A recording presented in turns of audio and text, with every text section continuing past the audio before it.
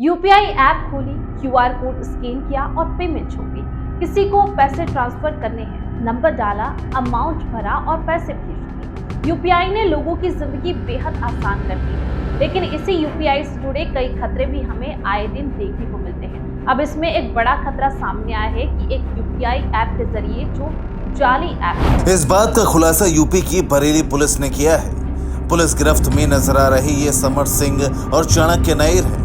दोनों की उम्र करीब 19 साल है। आरोप है कि इन्होंने अपने दोस्त युवराज सिंह के साथ फोन पे जैसा दिखने वाला हुबहू फर्जी ऐप तैयार किया और दुकानों पर इस फर्जी ऐप के जरिए फर्जी पेमेंट करते थे। 2 अभियुक्तों को एक यूपीआई रिलेटेड स्कैम के चलते गिरफ्तार किया गया है। इनके द्वारा फोन पे जैसा दिखने वाला एक हुबहू ऐप तैयार किया गया था। उस ऐप के माध्यम से ये एक्टिंग करते थे कि दुकानदार को पेमेंट किया जा रहा है और उस ऐप में शो भी करते थे कि पेमेंट सक्सेसफुल हो गया है, परंतु दुकानदार को वो पेमेंट कभी भी ट्रांजैक्शन कंप्लीट नहीं हुआ और सक्सेसफुली पेमेंट कभी कंप्लीट नहीं हुआ। इनके द्वारा ये स्कैम करीब 30 से 40 दुकानदारों के साथ किया जा चुका है और इस मुकदमे से संबंधित एक मुख्य आरोपी है जिसका नाम सीतू ठाकुर है। उसको भी हम गिरफ्तार करेंगे और उसके घर पे भी दबिश डाली जा रही है। सिर्फ इतना ही नहीं, बरेली पुलिस ने एक डेमो के जरिए ये भी बताया कि फर्जी ऐप किस तरह से काम करती है। आज एक नए ऑनलाइन फ्रॉड के बारे में आपको बताने जा रहे हैं। इसमें क्या है, एक फोन पे की तरह ही दिखने वाला ऐप है। बेसिकली ये क्यूआर कोड स्कैनर है, पर जब इसे आप ओपन करेंगे बिल्कुल फोन पे की तरह दिखता है। इसमें ये लोग क्या करते हैं, किसी भी शॉप पे जाते हैं, रेस्टोरेंट में जाते हैं जहाँ बाहर क्यूआर कोड लगा होता है, शॉपिंग के बाद उसे स्कैन करते हैं, उसके सामने पेमेंट की जाती है। बिल्कुल मैसेज आता है जैसे एक्चुअल फोन पे आता है, बट ऑनर को ये लगता है कि पेमेंट हो गई, बट ये फेक है, इसमें पेमेंट होती नहीं है। इसका एक डेमो करके हम दिखाते हैं आपको ये काम कैसे करता है। ये 2 फोन है हमारे पास। एक ये ऑनर का मान लीजिए जो शॉप पे लगा हुआ है जिसमें क्यूआर कोड है, और एक ये अभियुक्त का फोन है।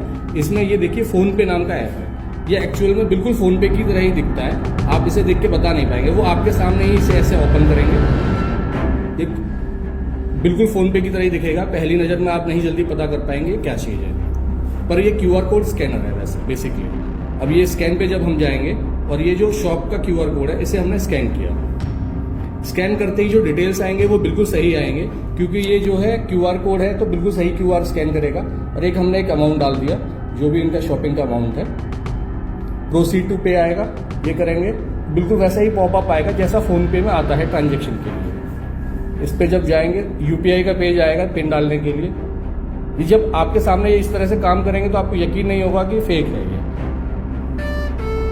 बिल्कुल वैसे ही साउंड कर रहा है जैसे एक्चुअल ये करता है। अब इस पेमेंट पे अगर वो ऑब्जेक्शन करते हैं कि आया नहीं है तो ये व्यू डिटेल्स में जाते हैं उसके सामने, और यहाँ पे बिल्कुल एक्चुअल नाम लिख के आता है। जैसे ये अकाउंट दीपक कुमार के नाम पे है और जो आईडी दिखा रहा है इसमें यूपीआई आईडी बिल्कुल एग्जैक्ट वही है जो उस क्यूआर कोड की है जो हमने स्कैन किया है। और ये यहाँ पे सब कुछ दिखाता है यूडीआर वगैरह जैसा होना चाहिए। तो इसको देख के कोई भी पहचान नहीं पाता है कि ओरिजिनल है या फेक है।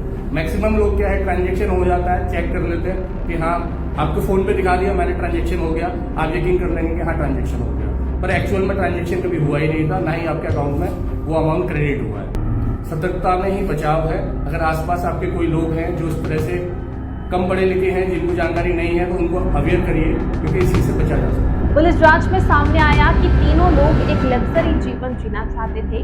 उन्हें घूमने फिरने का शौक था। ऐसे में उन्होंने अपने बिलों के भुगतान करने का तरीका निकाला। वो अक्सर इस ऐप का इस्तेमाल करके कोई भी प्रोडक्ट खरीदते थे और पैसों के लिए उन्हें सस्ते दामों पर बेच दिया करते थे। बरेली पुलिस के मुताबिक तीनों युवकों ने यूपीआई प्लेटफॉर्म की लगभग पूरी तरह से नकल बनाई, जिसने पूरी भुगतान प्रक्रिया को नकली पेमेंट सक्सेसफुल स्क्रीन के साथ पूरा किया। ये सब बिना किसी वास्तविक पैसे को ट्रांसफर किए किया गया। उन्होंने मुख्य रूप से चाय की दुकानों से लेकर शॉपिंग मॉल तक की व्यस्त दुकानों को निशाना बनाया। इन स्थानों पर विक्रेता शायद ही कभी भुगतान की पुष्टि करते हैं, लेकिन एक दुकानदार को इन पर शक हुआ और ये फंस गए। दरअसल कुछ दिन पहले उनकी योजना तब सामने आई जब एक मेडिकल स्टोर पर पेमेंट साउंड बॉक्स कथित लेन देन के दौरान नहीं बजा। इसके बाद दुकानदार ने अलार्म बजा दिया और ये पकड़े गए। Bureau report P24 news.